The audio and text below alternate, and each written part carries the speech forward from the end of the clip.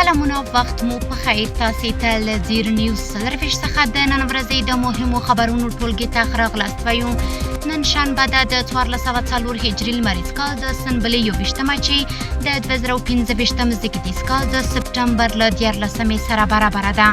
زه شبنم وزریم او تاسو ته له زیر نیوز سرویس څخه د هیواد او نړۍ مهم خبرونه وړاندې کوم. خو په سر کې د مهمو خبرونو سرټکی. کابل ته د امریکایي پلاوي سفر.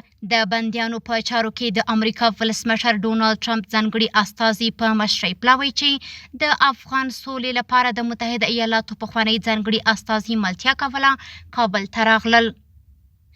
د کډوالۍ د بیرته پیل خطر. د کډوالۍ نړیوال سازمان د نړیوال بانک په حواله وایي چې افغانستان کې د کاري ځواک تشبه ډیری افغانان بیرته کډوالۍ ته اړ کړي. او برېښنا شرکت د 15,000 میگا واټه برېښنا تولید د پروژې له پلي کېدو خبر ورکړی دی. د خبرونو تفصیل. د خلیلزاد په مشرۍ یو لوړپوړی امریکایي پلاوی کابل ته سفر کړی او د بهرنیو چارو وزیر امیر خان متقي سره لیدلی. د اسلامي امارت بهرنیو چارو وزارت له لوري په خپره شوې خبرپاڼه کې راغلي چې د بندیانو په چارو کې د امریکا ولسمشر ډونالد ټرمپ ځانګړي استازي آډم بولر په مشرۍ پلاوي او د افغان سولې لپاره د متحده ایالاتو پخوانی ځانګړي استازي زلمي خلیلزاد د بهرنیو چارو له وزیر مولوي امیر خان متقي سره لیدلی. خبرپاڼه کې راغلي چې په یاده لیدنه کې د دواړو هیوادونو ترمنځ د دوه اړخیزو اړیکو د پراختیا پر لارو چارو، د اتباعو پر مسایلو او په افغانستان کې د پانګونې او نورو فرصتونو په تړاو هر اړخیزې خبرې کړي او دواړو لوریو ټینګار کړی چې دوه اړخیزو اړیکو کې پرشته او راتلونکو بیلابیلو موضوعګانو په ځانګړې توګه د هغو اتباعو په اړه چې یو او بل هیواد کې بندیان دي خبرو ته ادامه ورکوي. متقي د دواړو لوریو ترمنځ دوحه کې پخوانیو مذاکراتو ته په اشارې سره ویلي چې اوس د دې ښه فرصت برابر شوی چې اړیکې عادي حالت طرف وګرځول شي او د دوه اړخیزو اړیکو کې داسې پیچلې ستونزې نشته چې اواره یې ډېر ستونزمن وي. امریکایي پلاوي زیاته کړې چې هیواد یې د ملتونو د انتخاب ازادۍ ته درناوی لري او نه غواړي پر افغانانو څه شی وتپي. نړیوال بانک وایي چې په افغانستان کې د کاري ځواک تشبه ډیری افغانان بیرته کډوالۍ ته اړ کړي. د کډوالۍ نړیوال سازمان د راپور له مخې د 2023 کال د سپټمبر راهیسې له 4 میلیونو څخه زیات افغانان له ایران او پاکستان څخه راستنې شوي دي. یوازې په 2015 کال کې شمیر له 1.5 میلیونو څخه زیات دی. دغه راز د کډوالو نړیوال سازمان یا IOM د معلوماتو له مخې یوازې د روان کال په لومړیو 4 میاشتو کې شاوخوا 350,000 افغانان بېځایه شوي دي. دا بېځایه‌توب هم دننه په هیواد کې شوی او هم د ګاونډیو هیوادونو پر لور چې زیاتره یې د اقتصادي وضعیت د خرابوالي او د اقلیمي بدلون له امله رامنځته شوی دی. دغه سازمان وایي چې د کډوالو په راتګ سره د کار ځواک کې تشه رامنځته شوې ده او افغانستان ته راستنېدونکو کډوالو وضعیت نامعلوم دی. د نړیوال بانک د 2015 پراختیایي راپور له مخې د افغانستان اقتصاد لا هم نازک حالت کې دی. د دومره ډیرو افغانانو راستنېدل بیکاري لا زیاته کړې ده. اټکل کېږي چې تر 2023 پورې به نږدې 1.7 میلیونه نور ځوانان د کار په له مخه ډک بازار کې داخل شي.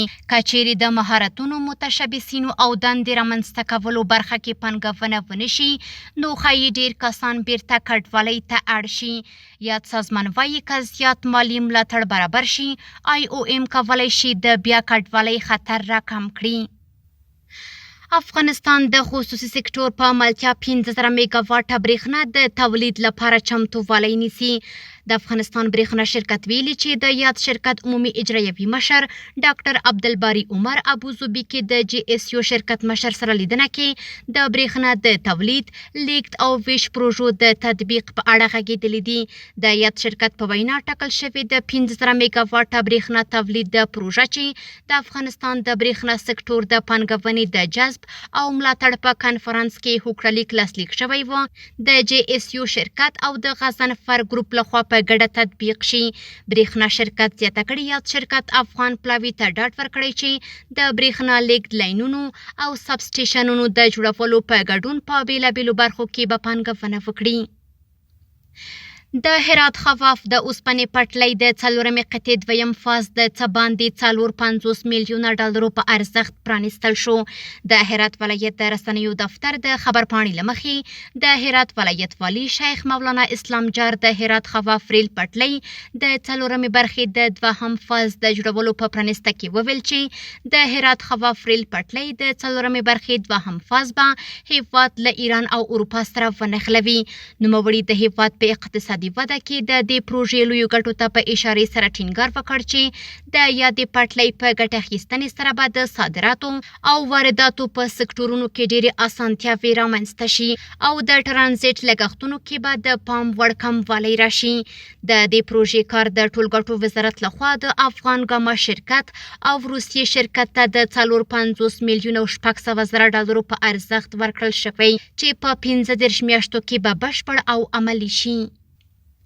د احصایې او معلوماتو ملي اداره وایي چې تیره میاشت د میلیارډونو ډالرو په ارزښت واردات ترسره شوي دي.